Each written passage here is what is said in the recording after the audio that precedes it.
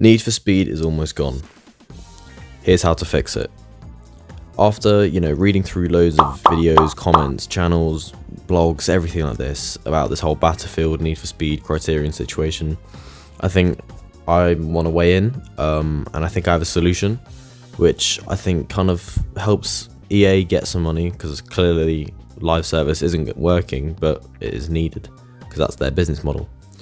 But also it keeps the players happy, because you actually get good content as well as stuff you can buy. So I think this is just, I thought about this and I think this is the best way to go. I just thought I'd weigh in because everyone else has been, and also I want some free views and subscribers. So sorry if you normally are here for Gran Turismo. We're doing Need for Speed now. So alright, I'm gonna go through it. After reading through the comments and personal experiences of just casual players like my friends around my age who've been playing since like 2012 when we were kids, I think I have slightly less bias compared to those old heads who love MW05 and Underground. And don't get me wrong, I love those games and I've played them loads of times, multiple times, like replayed through Most Wanted like 5-6 times, even though I wasn't even around when I was a kid. And it is a great game, but I think the best way to do is go back to the Heat shared garage system and have some paid DLC. It worked for games back in the day when I was a little kid. We didn't complain about it. I remember GTA 4, Burnout Paradise, Midnight Club LA, Minecraft, literally everything had paid DLC, or it had an Ultimate Edition, or whatever like this. And I think we need to realise that the gaming industry isn't 2005 and isn't on PS2 with CD-ROMs. It's 2025 on, Blu-rays now, or whatever it is. Take advantage of the update features we have, put it to good use, and we can't just complain and saying adding stuff is bad. And if we have to pay for some of it to help fund the game, sure. Updates have improved Need for Speed Unbound's online. I know people were annoyed about the offline, and I completely agree with you. I really enjoyed the offline until they didn't update it, and they could have easily, I feel, dragged in the online stuff to the offline, but I don't think they had a big enough team to do that, the Kaizen team, and I think they obviously they have the metrics of who plays what. If more people are playing online, they'll update the online, and you could just say, but the only reason we didn't play the offline because there was nothing to do, which is fair enough. But I'm just saying, the game was flawed from the start with the split garages, with everything like that. I feel Heat did it a lot better with the shared garage. You could work through the story pretty much together. You couldn't do the actual story missions together, but you could play like all the races to do the story together.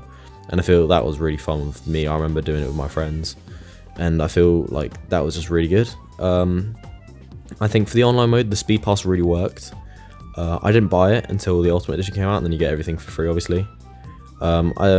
And honestly, I'm not a battle pass person, but for 15 quid to get every single thing they've released, I'm not going to complain. And that was a really good move on EA's part, just releasing an Ultimate Edition of the game. I think that's two years into its life cycle. Yeah, that's fine. I think that was really good. I feel like there needs to be a balance between paid DLC, the speed / battle passes, and free updates to be created. And I hope that the Kaizen team's in charge of it, not EA, because I feel EA as a publisher is hurting the Need for Speed brand, since we all think, what live services have EA done? They've done Unbound, which people say has failed. I think it's improved the game, but from a point of view of keeping fans, it has failed, yes. Even though the updates that we have been given have been amazing. I'm not going to complain about the updates. Volumes like 4 through to like 9 or whatever were like sick. And I just feel we need to keep on that trajectory. I think paid DLC is definitely the way to go, because with paid DLC, you're paying for content, and I feel like, what paid DLC could they do? Let's think about my favourite example is Burnout. You had the bikes DLC, which they could do.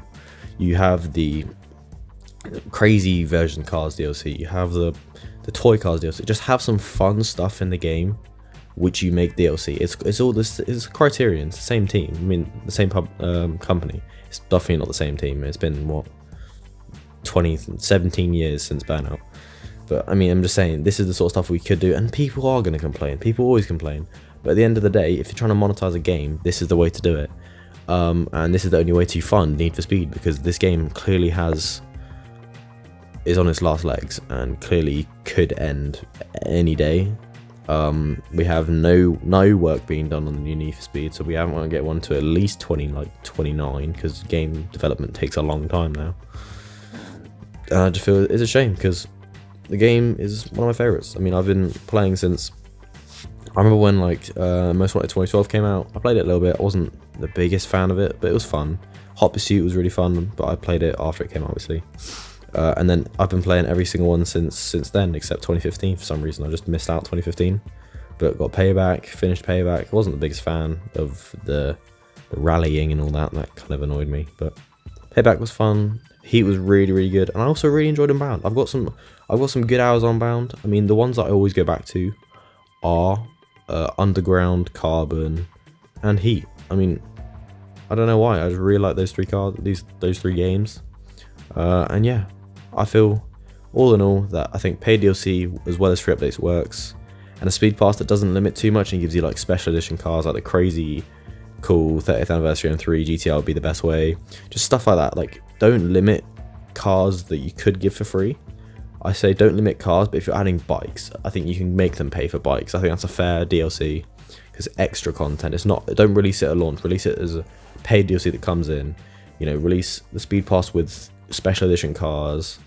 With, I think monetizing the M3 GTR was not a good idea. I think you need to make it so that the M3 GTR, Eddie Skyline, Rachel's 350, and ASAP Rocky, whatever it is, 190 now it seems to be. You need to make them at least the Underground 1, 2, and Most Wanted cars. They need to be free. They need to be obtainable in a free way, like in Heat, because they're so iconic.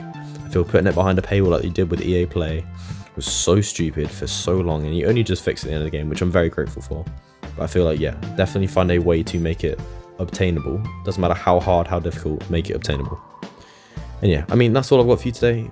Thank you for watching the video. I just want to wave my thoughts in on this because I do care about this game and I really want it to come back.